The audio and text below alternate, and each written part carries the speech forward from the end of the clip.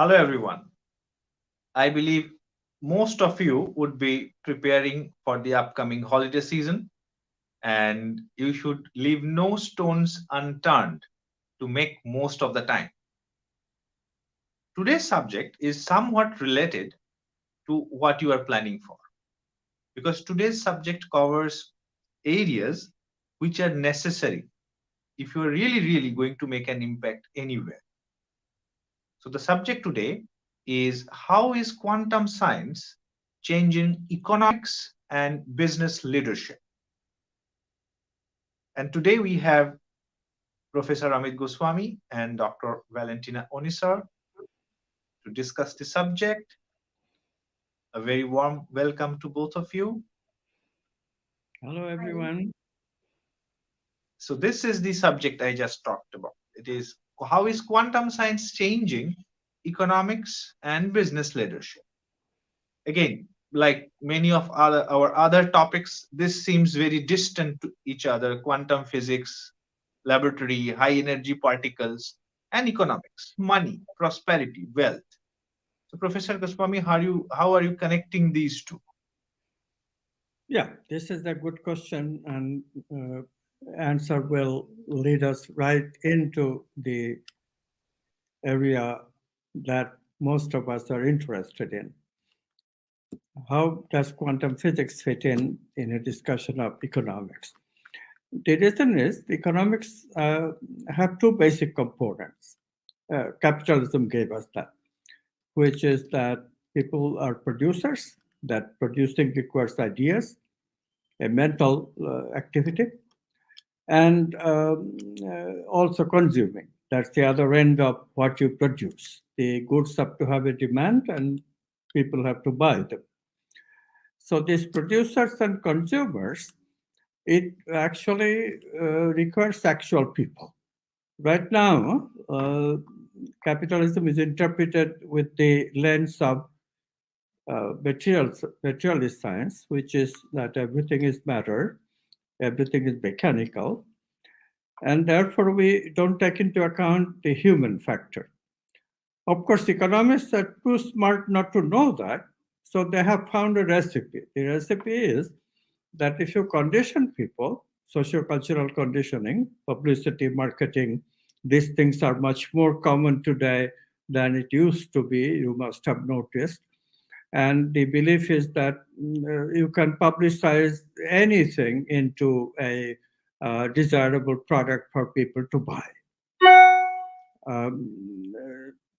Now, okay, marketing techniques are very successful, and we have seen uh, how marketing does help things. And in fact, without marketing, it is difficult to sell anything today. All that is well known. But can marketing really get rid of the subjective aspect of consumption? This too remains a challenge because it is a fact that marketing is not everything. But that's only part of this scenario. The other scenario is that there is also an intermediate, which we forget when we consider this equation, which is the labor. People who have to produce. There is idea and then there is actual production line.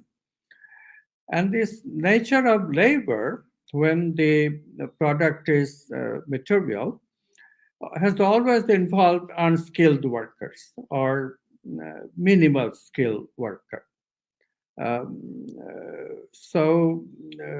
We had assembly lines, very mechanical way of production. And of course, that fits in the materialist philosophy. And consumption can be handled by marketing, as I said. So everything is kind of mechanical. So long as the production is material production. But material production now has centered on basically one aspect only, that is moving, that is still productive, that is still growing, and it may continue to grow for a while yet. And this is the communication industry, high tech, information, all these things. There are many scientific ideas, not brand new ones. That probably is over. We have all the basic concepts now, but I think there will be details. Quantum computers are just entering where some of quantum physics ideas are used mechanical, but still quite quantum, quite novel in thinking. So those ideas are going to keep us occupied. Nanotechnology, biotechnology, application to biotechnology, and so there are products. Nevertheless, people believe, and this is serious computer people that I'm talking about, that the time has come where we have to consider that mechanization will remove these menial jobs, unskilled labor jobs. It already is true for to some extent, and it's going to be more and more the case. And so this is the challenge which we have to face in probably 2, 3 decades, not that long. And then there are a couple of challenges from the coronavirus. One challenge that COVID has put is that people have found out it is not necessary to go to office to do their work anymore. It's just an unnecessary constraint on their talent and productivity. They could do the same work that they are accomplishing in their office from home much easier, because most of work today that is sitting work is on the computer using the internet. And we have such internet efficiencies now, and uh, quite continuous and safe to assume that it will be that way and better. Then there really isn't any much need of people to meet personally and put a constraint on how people produce. Because it is just that. It puts the constraint on people's creativity. People feel much more comfortable, much more productive, and much more conducive to their integrating life with their work. Children, for example, can be taken care of much more easily. So people like this, and people are quitting because of this. People are quitting office work and opting for their own private business. Now, of course, right now, private business means, again, information technology. That's where people are getting expertise, and they can do it from home. And therefore, they're very optimistic that most of the work that used to be done in offices will actually be converted of necessity, so that they can be done from home and at people's arrangement, consulting arrangement of some kind, probably what will happen. So this is a major change. But how long? Communication industry can support only so many people, and for how long? This is again that question. Some of it will also be mechanized. So uh, invariably, new entrepreneurial ideas have to enter. Now, this is where quantum economics comes in. Quantum physics applies to us. It does not apply to machines very much. No. I mean, machines, okay, at the submicroscopic level, quantum computers I've already mentioned. That's one way. But all conscious beings are necessarily quantum beings, because their consciousness itself requires the quantum being to be activated. Brain, for example, is Newtonian in most of its action, but it has a quantum aspect. And it is through that quantum aspect that consciousness enters the equation. So, in this way, what I'm saying is that once we learn to use these quantum aspects, and more this is happening, part of the change that I already mentioned, people not liking the office environment, people liking their private home to work from, is because they're using some of their quantum facilities now, and they're not going to go backwards. So, what does that mean? That means that people are going to use more and more their mental and vital too, because vital is that feeling part of emotion. Emotion is mind plus vital, feeling. And those things that we never thought would be part of economy are going to become part of economy, because ultimately economy is also a way of looking for happiness. The basic happiness comes with survival and satisfaction of survival. But once you get to a certain standard of living, survival is no longer the issue. And then you will want higher needs to be satisfied. And what are those higher needs? Their needs of meaning and purpose. Their needs for love, relationship, their needs for satisfaction. And those things are all mental. So, and some of course, mental cannot be discussed without also the physical body. That remains to be essential. So the health, mental health and physical health, these are the issues. Spiritual health, because meaning and purpose comes from the spirit. And this is the change that quantum economics brings, because quantum economics is the idea that we can have these subtle objects as products, and people who produce them right now, they're produced only in departments like entertainment, a little bit in education. But now this is going to come in a major way in terms of health.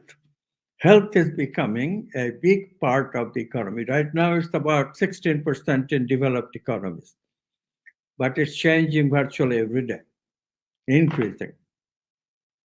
And if you put in mental health, then you get another few percentage easily. And there will be other issues. We are now seeing a decline of civilization. Very soon, we'll have to become aware of it, if not now. And then people will ask this question: how can we be civilized once again? And that will again raise us questions about education. What are we missing? What are we not educating our kids about? And we have to do that. Education, again, requires our software, our mental and emotional facilities, our intuitive and creative facilities. So, all this is going to make a huge contribution to the economy.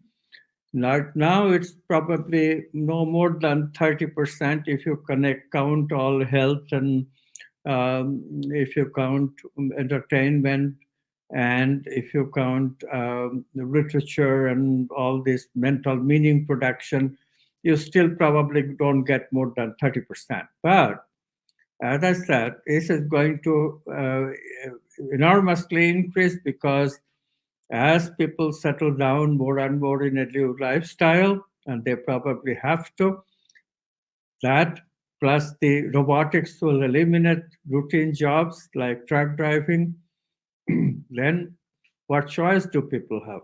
They have to learn this new area. They have to come back to doing what we now call white collar jobs, and this will be everybody's jobs. Training for this itself would be a huge affair. Education will take on huge importance. Mental health, people will more and more drive towards more happiness. It will take a, again, huge investment in producing human capital, which is the only one that can make a contribution in production in that area. You cannot learn about happiness, you cannot be exploring happiness without a guidance from a person who has already explored happiness and is happy. This is the thing. This requires a different kind of training, which requires a person to actually experience and be an expert in being that, what he or she is teaching. So, a new kind of world is what quantum economics envisions. It is slowly coming. How slow, we cannot tell. That depends on how quickly the crisis comes. The crisis is here. Part of it is global climate change, part of it is terrorism, part of it is what we are now witnessing, is bacteria and viruses, especially viruses. This is going to be the recurring phenomena. More and more we are going to be attacked with viruses. Why? Because our immune system is in jeopardy. It's not working. Mechanicalness doesn't work for immune system. It requires love. But of course, you can tell that 1,000 times, and a materialist will deny it and will never understand. So here we are, education again. So I have spoken enough. We need new business leadership. That's obvious because businesses has to install this economics. I have already written a book. The basic ideas are all there. Now implementation. Kishanu? And something from Dr. Onisar. Yeah, on the same lines. So we need this new concept of leadership and to educate new leaders according to this concept to lead the society to make the required changes. And of course, these leaders are an enigma. They are creative. A leader is not a boss, by the way, but it's a lot to talk about that. And these leaders are curious. You have conviction and you have command over what you're doing, and you can also communicate. And this is because this kind of leader has also what is called charisma and are people of power.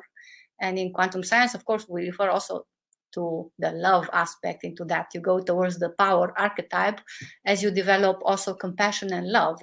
But still, leaders are people of power, and their qualities give them this power, which they go on cultivating in an integrative way. And this charisma will give this power over, like it's kind of you're also empowering the others.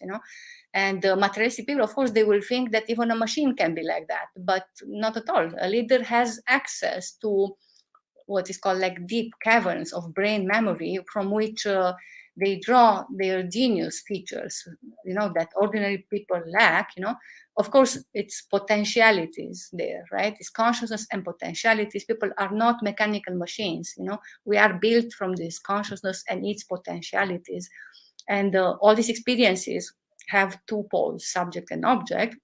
And machines, to the contrary, they are mere objects, just potentialities, if you want, until and unless they are experienced by people, by somebody alive and sentient. And I'll tell you, this chapter with artificial intelligence is coming up, and it's scary if you see up to what level this is already developed, and what are we doing about this, really? So, of course, all people have the same potentialities, and no one is singled out in that department. Anyone really can be a genius, anyone can be a leader. But the question then is, why aren't everyone genius then, and why is not everyone living this for leadership, And it, of course, is this human condition that we need to work on that, to discover what is that, and then work on it and see all that beauty, what makes us humans with all these qualities.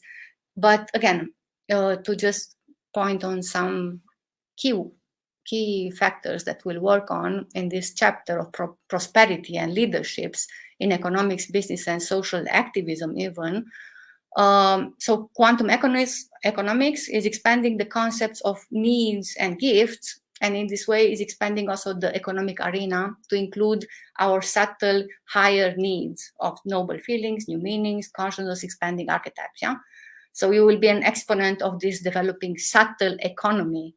So for example, I'm very much into yoga practice, so a real leader in this way, of course, all your levels of your beings will need to be activated. The more that's happening, the more you tap into all this richness that we have, also related to the chakras, for example, the better we are in this area, So speaking about success and leadership has also to do a lot with this developing this subtle economy, what we call, And then another factor is that this new economics then will expand the concept of selfishness to include not just the personal, but also the social consciousness, right? And you'll be able to complement your search for maximizing profit with doing social good, all this going towards even implementing what is called karma yoga and understood in quantum science in a bit larger way than usually it is nowadays. And we are introducing, of course, you heard about this archetype of abundance as the objective of business practices and pursuit of this generalized abundance, which will not only make you and your employees wealthy, but will make you all happy as well. So it's fine to look for abundance, but you need to look for it at all the levels. And then, of course, the creative process will help you understand about this very well. And then this quantumizing of economics and business will enable sustainability through an integration of both shallow and deep ecology for both consumers and producers. And you'll be in this way a pioneer of sustainable economic practices. And again, watch out with these robots, which can replace these routine human jobs and the new economics by introducing this concept of human capital, and you continue to create jobs for humans and enable the society not to collapse, which it's a bit of danger right now, I would say. And again, you literally can really save the economy from collapsing into chaos. So it's kind of a test for all humanity from what is happening nowadays in this direction. And also, as a political leader, you will have the right tools, concepts, to correct what is injustice and inequality and contribute to the prosperity of the entire society. Nowadays, you see it's so many people which are, a bit of chickening of this subject. We are living in this world of the politically correctness, and you cannot even, it's so much we don't even know in this world apparently what is true, what is not true. So it's so many things which we need to get to the bottom of them. And as a leader of education, you will have the right tools, again, the concepts to bring right worldview thinking, value education and creativity in schools and institutions of higher education, which, as you see nowadays, they are actually of lower education.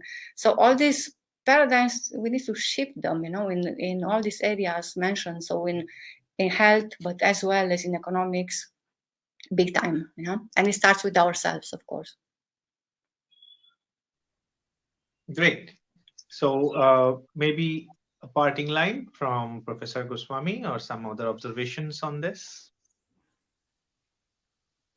Okay, so we come back to the good news now, which is that we already have started an educational program to produce human capital, that Valentina clarified the concept, and also the idea of subtle economy. And this is the reason we put prosperity in the education of basically health activities, healers, physical and mental.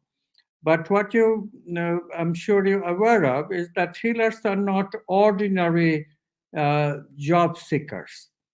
Yes, they often get associated with a hospital or a healing organization, but most healers work in a private capacity as a private entrepreneur of sorts. And this has gotten actually quite complicated nowadays with various rules, insurance, and all that stuff. So it is really a business. And the new ideas that we need to implement, integrative medicine, integrative psychology, which integrates all the different forces, paradigms of healing in both physical and mental area, even including the spiritual, we will require even bigger business enterprises under a certain leadership, certain avant-garde ideas that people will bring. This is why leadership is so important. So the expertise, health experts that will produce will not only be experts in healing, but also experts in holistic healing, both mental and physical, but also how to run such a business, prosperity, how to be an entrepreneur and succeed in bringing positive aspects of health. The vast number of people are ready for positive health, positive mental health, more happiness. Yes, agreed, people do get sick and they have to learn how to prevent that too. And that's another shift that is taking place in medicine, preventive medicine. All this requires a holistic approach. And what we are saying is that that holistic approach also includes the consideration of prosperity. I had a very interesting conversation with a Portuguese healing alternative medicine, conventional medicine doctor who has integrated. And she says our major problem is now not just learning more newer ideas of health and healing that quantum science is bringing.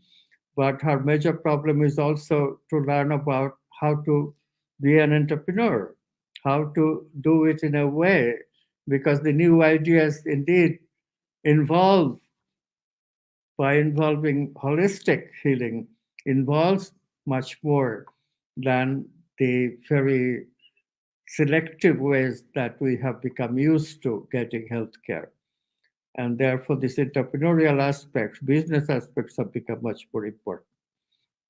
So, in this way, just as robotics is going to change the workforce and nature of work is going to become more mental, meaning, and purpose centered than material, similarly, we will have a change in the production aspects as well. And of course, the consumption, likewise, that is already changing. People are no longer satisfied with all modes of consuming just for the basic needs, but they want to more and more consume that will give them satisfaction of higher needs. There is already a huge market in that department. It is very, very clear. People who study trends, they are seeing this trend. And so, no doubt in my mind that this entrepreneurial job that we have undertaken ourselves, this providing education for educating such healers who will also be entrepreneurs in their healing field and will be able to institute holistic health. There will be a huge demand for it. We are already seeing this demand. In spite of COVID, we are still able to hold on and even expand a little. This is very good sign. And as COVID comes under control and we learn more and more how to live under these new situations of economy and environment, we will only get more and more people interested in this new kind of training. And more people will want this new kind of consumption.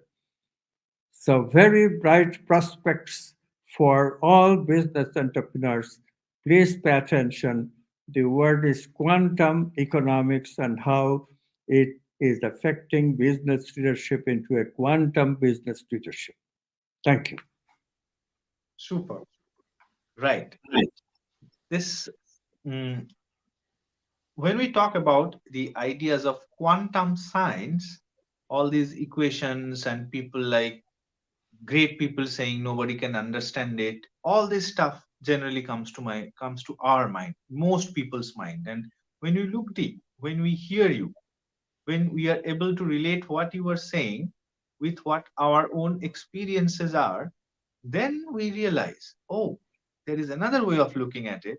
And I'm sure the same feeling will be there in many of the people in the audience too. And if you want to have such conversations or you want to hear such conversations more, stay tuned in. We'll again come back next week with another topic which is sure to provoke thoughts. Thank you so much for being here. Thank you, Professor Goswami and Dr. Onisa.